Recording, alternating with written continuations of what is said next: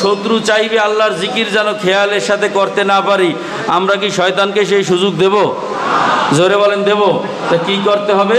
চক্ষু জোর করিয়া বন্ধ করিয়া জিকির করতে হবে। পারবো না ইনশাআল্লাহ? পারবো না ইনশাআল্লাহ? এই যখনই চোখ বন্ধ করতে চাইবেন, এই বসেন, যখনই চোখ বন্ধ করতে যাইবেন তখন ভিতর থেকে একজনে ধোকা দেবে, তারে দেখা যায় না, ধরা যায় না, ছোঁয়া যায় না। তার নাম কি? জোরে বলেন, তার নাম কি? এই শয়তানের সাথে এখন যুদ্ধ হবে। কার সাথে? মোমেন কি শয়তানের সাথে যুদ্ধ জিতবে না হারবে? জিতবে তো ইনশাআল্লাহ। সবাই একটু চক্ষুটা বন্ধ করেন দেখি, একটু শয়তানের সাথে যুদ্ধ করে একটু চক্ষুটা বন্ধ করেন যে আমি এখন আল্লাহর জিকির করব, আমি এখন আল্লাহর খেয়ালে বসলাম, দুনিয়ার খেয়াল যেন আমার ভিতরে ঢুকতে না পারে। আমার দিকে তাকাই থাকেন না, একটু সবাই চক্ষুটা বন্ধ করিয়া আসন দিয়া 4 জানুয়ারি একটু খেয়ালের সাথে বসেন, একটু খেয়ালের সাথে চক্ষু বন্ধ করিয়া বসেন। অনেকেই তাকাই রয়েছেন আমার দিকে, আমার কথা কি বুঝতে সমস্যা হয়? একটু সবাই মাথাটা নিচুর দিকে দিয়ে চক্ষুটা বন্ধ করে বসেন, একটু খেয়াল করেন যে মন, এই চক্ষু একদিন চিরতরে বন্ধ হয়ে যাবে, কি যাবে কি না? এই চক্ষু একদিন চিরতরে বন্ধ হবে। আমার দিকে তাকাই রয়েছে, চক্ষু বন্ধ করেন, চক্ষু বন্ধ করে খেয়ালের সাথে বসেন। আল্লাহু আকবার। মনের জিজ্ঞাসা করেন, মন এই চক্ষু একদিন চিরতরে যখন বন্ধ হবে, তোমার আমার নিজের তৈরি বাড়ি, নিজের তৈরি বিল্ডিং, নিজের তৈরি ঘর থেকে তোমারই সন্তান, তোমারই আত্মীয় স্বজন তোমাকে ঘর থেকে আমাকে নামাইয়া ওই ফ্লোরের উপরে শোয়াইয়া একটা চাদর দিয়া ঢাকিয়া রাখবে। আমার বানানো বাড়িতে আমাকে আর জায়গা দেবে না।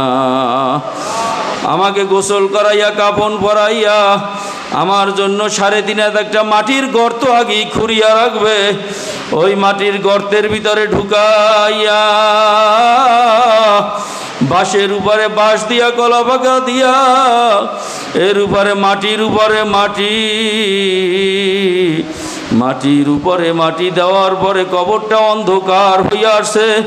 এখন তাকাইয়া দেখো, এই কবরে আমার ছেলেও এখন আমার সঙ্গে নাই, আত্মীয় স্বজন কেউ নাই, পাড়া প্রতিবেশীও নাই, বন্ধু বান্ধবও নাই। ও মন, এই কবরে এখন তো আমি একা।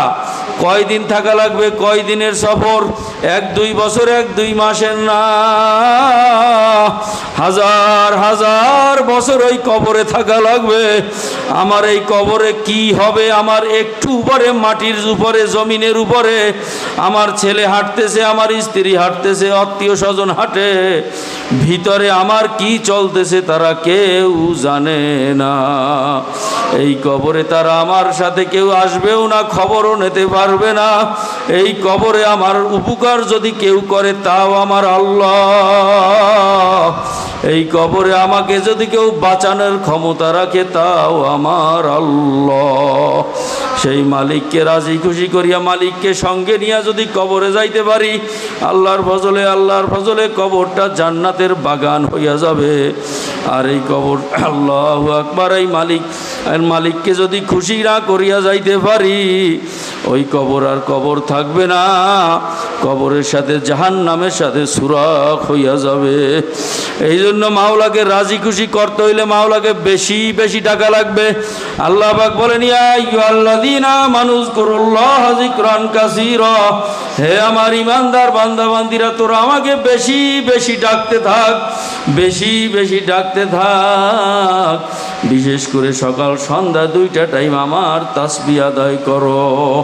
যখন জিকির করব লা ইলাহা ইল্লাল্লাহ, দিলে মানা খেয়াল করব আল্লাহ বাদে কেহ মাবুদ নাই। যখন জিকির করব ইল্লাল্লাহ, খেয়াল করব আমার কলবে আল্লাহই আছেন। যখন জিকির করব আল্লাহ, খেয়াল করবো আল্লাহ পাক আমার নাক এবং কপালের মাঝখানে ঠালা জায়গায় তাকাইয়া আমার ডাকের জবাব দেয়, লাব্বাইকা আব্দি, বান্দা আমি তোর কাছেই হাজির, তুই আমারে বোলাও কেন।